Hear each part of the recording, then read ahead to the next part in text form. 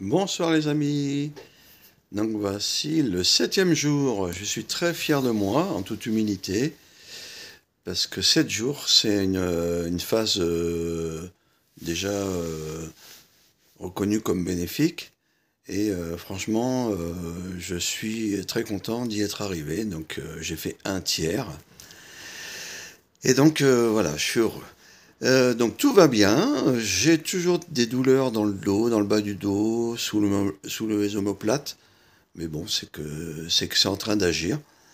Et puis voilà. Donc je suis allé faire une randonnée de 9 km. Et comme je me suis trompé plusieurs fois, il n'y avait pas de GPS parce qu'il n'y avait pas de connexion. J'étais dans les marais par là. Et du coup, j'ai fait 15 km. C'était pas prévu au programme. Et il faisait -3. Donc bon, je l'ai trouvé un peu longue celle-là. Mais bon, voilà, j'y suis arrivé. Et sinon, bah, tout va bien. Je sais plus combien je pèse, je m'en rappelle plus. Mais bon, c'est pas grave, je vous dirai ça demain. Mais j'ai perdu 500 grammes, je crois, de mémoire. Et sinon, je vais continuer à vous expliquer la suite des réactions du jeûne. Donc, le jeûne et ses réactions. Lorsque vous jeûnez, votre organisme, pour continuer à fonctionner, épure le glucose sanguin provenant de vos derniers aliments ingérés. Ensuite, il vide votre glycogène et une réserve limitée de glucides située à 70% dans votre foie et 30% dans vos acides aminés.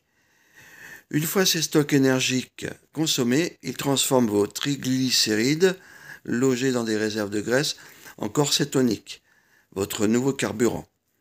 Cette transformation peut s'accompagner de quelques inconforts regroupés sous le nom de crise d'acidose. Les désagréments liés à la crise d'acidose ne sont pas systématiques. J'ai eu le plaisir d'accueillir plus de 800 jeûneurs. Force est de constater qu'ils sont rares. Ils dépendent de votre hygiène de vie, de votre constitution, de votre préparation, de ce que vous avez vécu dans l'année et de la récurrence de vos jeûnes. Néanmoins, voilà ce qui peut éventuellement arriver.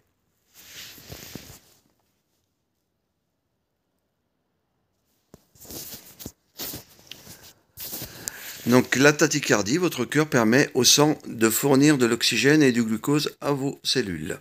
Ainsi, pour évacuer les déchets engendrés, il est le reflet de ce que vit votre organisme sous l'emprise du système nerveux, dit sympathique. Et du travail intense d'élimination, les pulsions s'accélèrent. Les urines s'assombrissent, elles se chargent en urée, en pigments biliaires et en phosphate. Elles deviennent sombres, odorantes et abondantes les premiers jours de jeûne. Puis elles sont colorées et odorantes, et plus le nombre de toxines à éliminer sera élevé. Pas ou peu de miction durant un jeûne démontre un problème rénal, ce qu'il faut immédiatement prendre en compte. Durant ce jeûne, il est essentiel de boire sans pour autant vous inonder pour uriner à tout prix. Vos reins ayant aussi besoin de repos pour se régénérer.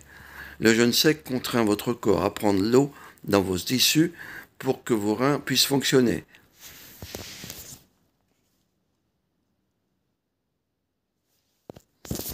Si cette restitution se passe mal, elle peut générer des problèmes rénaux.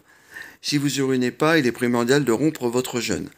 Les nausées, ballonnements, aigreurs, spasmes, remontées d'émotions, la production de bile, ce qui peut provoquer des vomissements, des spasmes et des remontées d'acide. C'est le désagrément qui peuvent être aussi liés aux remontées d'émotions.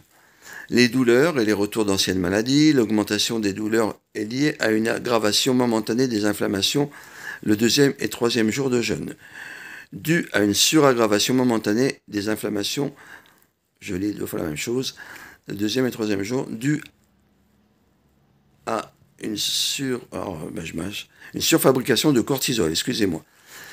Comme le retour d'anciennes maladies qui n'auraient pas été complètement guéries. Gardez le moral, il ne s'agit pas là d'une régression, mais d'une chance d'en finir une bonne fois pour toutes. La langue blanche est en lien avec le ralentissement de votre intestin. Les toxines traversent parfois les parois de l'intestin, du milieu externe, de la bouche à l'anus, au milieu interne, le sang et les hormones. Les poumons pouvant également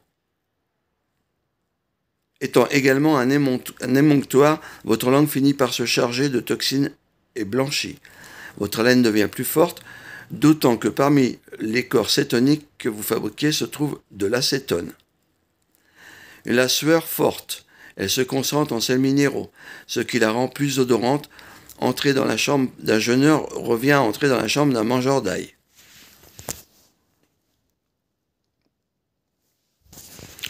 Une sensation de froid ou de chaud, le manque de calories ingérées et la baisse de sécrétion d'hormones thyroïdiennes vous permettent la diminution de l'utilisation énergétique, provoque une sensation de froid.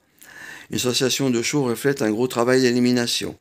Les crampes, elles sont liées à la perte de potassium et de calcium d'un début de jeûne. Les muscles ne parviennent plus à se relaxer. Les migraines, elles viennent de la fabrication des corps cétoniques qui acidifient le sang. Toutes ces manifestations sont autant de signes qu'un travail de détoxination s'effectue. Si vous n'avez aucun de ces désagréments, ce n'est pas que vous n'avez point détoxiné, mais que vous avez une belle vitalité. Remerciez-vous.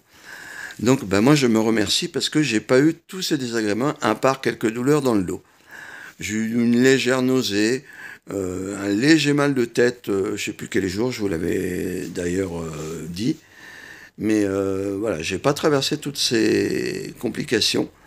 Et donc, comme dit le texte, j'ai une belle vitalité, faut le croire. Puisqu'aujourd'hui, je viens de faire 15 km par moins 3. Et donc, tant mieux, je me remercie. Voilà, je vous dis à demain et je vous souhaite un bon week-end. Ciao!